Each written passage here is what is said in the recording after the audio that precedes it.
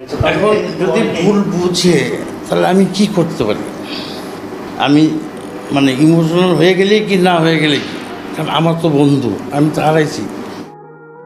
সালমান ঘটনায় আদালত মামলার রায় প্রদান করে গ্রেপ্তারি পরোয়ানা জারি করতেই আত্মগোপনে চলে যান ডন। তার বিরুদ্ধে দেশত্যাগেও রয়েছে নিষেধাজ্ঞা।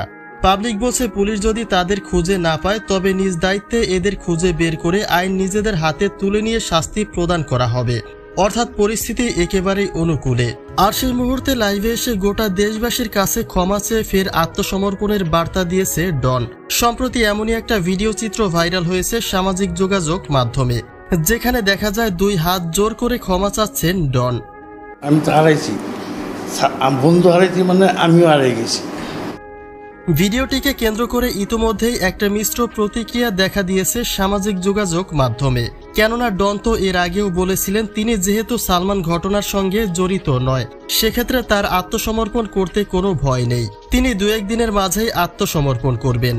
কিন্তু সেই 2 দিন তার এখন পর্যন্ত শেষ হয়নি, এমনকি তার লুকিয়ে থাকা অবস্থানও এখন পর্যন্ত শনাক্ত করতে পারেনি পুলিশ। তারা বলছে লোকেশন ট্র্যাকিংয়ে দেখা যাচ্ছে ডন এবং সামিরা বারবার স্থান পরিবর্তন করছেন, যার ফলে নির্দিষ্ট কোনো জায়গায় তাদের ধরা যাচ্ছে না। এক কথায় চোর পুলিশ খেলছেন সালমান তার এই 2 প্রধান আসামি।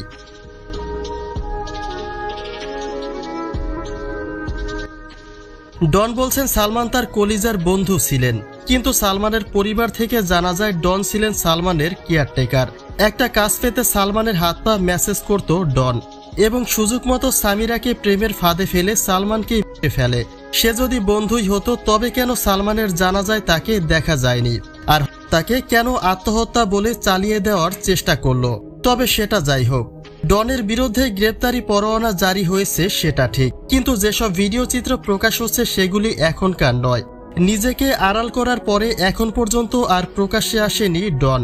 তবে আইনশৃঙ্খলা বাহিনী আশা ব্যক্ত করেছেন খুব শীঘ্রই গ্রেপ্তার হবেন ডন।